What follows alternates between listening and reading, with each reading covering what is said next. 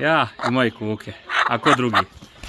Dobar dan želim svim peradarima i ljubiteljima kako sitnih, tako i ovih velikih, malo krupnijih životinja.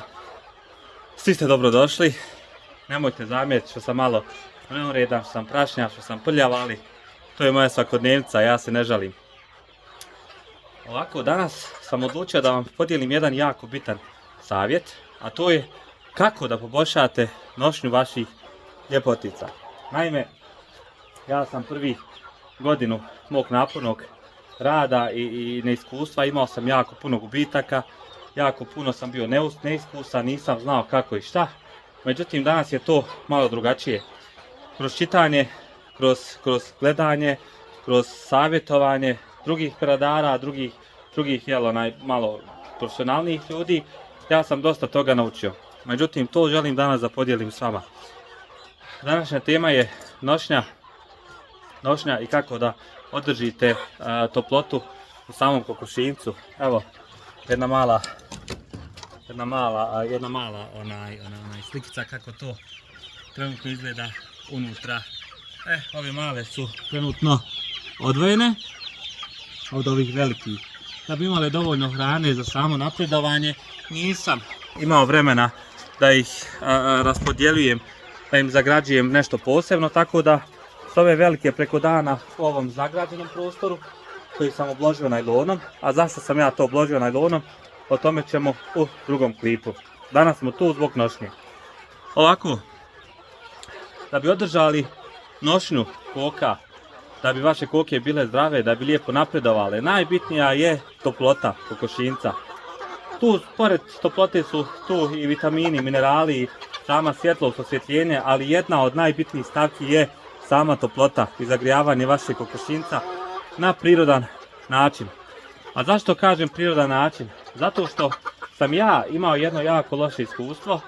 Naime, samim držanjem tih toplotnih sijalica desilo je se da koka u letu razbije sijalcu i sijalca padne i zapali kokošinac. Kod mene je jedan dio počeo da gori. Sva sreća, ja sam tu rečetko 7, što bi se reklo, slabo ispavam, inače sam tu, nagledam situaciju, ali na vrijeme sam naletio, pa sam uspio da ugasim vatru i tu stihiju, inače bi sve otišlo u nepovrat. Koke bi otišle i ja bi bio jako tužan, jel? Međutim, kako da na prirodan način održite nošnju vaših koka, grijanje kokošinjca? Pa ne znam da li ste čuli, ali ja jesam, evo već drugu godinu koristim taj metod. U pitanju je Deep Litter metod ili Deep Bedding metod. A kako on funkcioniše? Pa Deep Bedding metod funkcioniše tako što samom postavom koju stavite ispod koka, samom steljom, sad ne znam kako vi kažete, ali ja kažem steljom, znači to je piljevina koja se nalazi na dnu kokošinjca, ili slama ili bilo koji drugi materijal koji se fino razgrađuje, sjeno. Kod mene je trenutno u kokošinjcu krupna i sitna piljevina, mada ću ja tu još da dodam malo i slame, da lijepo to sve lijepo diše i da lijepo ima cirkulaciju zraka ispod, da bakterije puno se ne razmnožavaju i slično. Međutim, Deep Bedding metoda ima svoje pozitivne i svoje negativne strane. Negativna je strana ta što sama Deep Bedding metoda oslobađa jako puno nitrogena, a nitrogen je jedna jako opasna stvar. Opasna stvar po vašim kokama, opasna stvar po vama, jer nitrogen ima jak miris, jako loše utječe na disajne puteve. Ali pozitivna stvar je što taj isti nitrogen sam ja upotrijebio i još mnogi ljudi, a vi za taj metod niste čuli, pa ću danas da podijelim s vama. Taj nitrogen sam ja iskoristio da mi zagrijava kokošinac, bez da koke oboljevaju, naprotiv, koke su još za 3 puta zdravije, nemam nikakvih problema i slično. Nosivost je nenormalna, što bi se reklo za zimu, za decembar koji je hladan, koji sam od sebe kokama i smanjuje nosivost i sve. Deep Bedding metoda je metoda koja samim razgrađivanjem, samim kompostiranjem materijala te stelje koja je ispod koka stvara toplotu. A kompost, poznato je da kokošji izmet i taj kokošija kompost, taj kokošji je đubrivo, se jako puno zagrijava. Ja trenutno u kokošinjcu imam temperaturu do nekih 15 stepeni. Međutim, ta stelja sama dole na dnu gdje je ploča od kokošinjca je zagrijana do nekih 20 stepeni otprilike, možda i više. Kad stavite ruku ispod, to se puši ruka, stvarno kad izvadite bude vrela, bude vruće. Sad nisam mjerio koliko, ali otprilike u mojoj pretpostavci to je 20 stepeni. Najbitnija stvar vam je da vam kokošinac ne prokišnjava ili peradarnik i da nemate propuha u kokošincu. Propuh je jako opasna stvar, a isto tako i opasno za deburring metodu i prokišnjavanje samog kokošinca. Jer kako kiša pada, kako provlači se sve kroz kokošinac, kroz krov kokošinca, kako sve pada na tu duboku stelju. Duboka stelja je naziv na našem jeziku, ja sam to zaboravio, ali eto, ta duboka stelja sama počne da truhne i onda morate sve iz početka i kvarite proces razgrađivanja materije i zagrijavanja kokošinca. Kod mene ne prokišnjava, nema promaje, ali ima lijepa ventilacija je jako bitna. Kako sam ja to uspio? Znači, sredio sam da mi ne prokišnjava, imam lijepu ventilaciju. Prvo sam sve lijepo očistio od tekuti, to su oni mali paraziti koji piju krv kokama, njih morate da uklonite ili barem svete na minimum. Ostalo ću raditi minus koji prevladava napolje. Kod nas nekad zna da bude i do minus 8 je neki dan bilo, a kokošinac unutra je bio plus 15 u ponoći. Sad, samo kompostiranje te materije koju vi prospijete stvara toplotu. A kako to funkcioniše? Znači na čist kokošinac lijepo očistite, lijepo pometete, svu paučinu skinete, znači mora sve da se očisti, jer se kokošinac narednih, do marta ga nećemo čistiti, tako da je bilo lijepo da se lijepo očisti.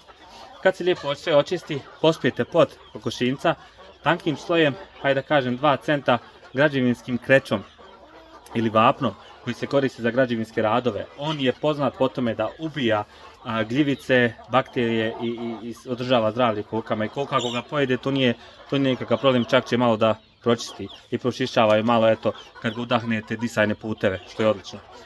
Kad pospijete, znači cent 2 tog kreća, onda na taj kreć odmah pospijete 15 centi razgrađivajućeg materijala. Najbolji je miks, znači sjeno, slama i piljevina, krupnija, sitnija, svejedno. Uglavnom, dvije materije kad se menjaju, znači piljevina i slama je odlična kombinacija. Pospijete 15-20 centi od ozgo, znači mora da bude deblji za početak, da bi se to počelo lijepo kompostirati, da bi se lijepo počelo propadati.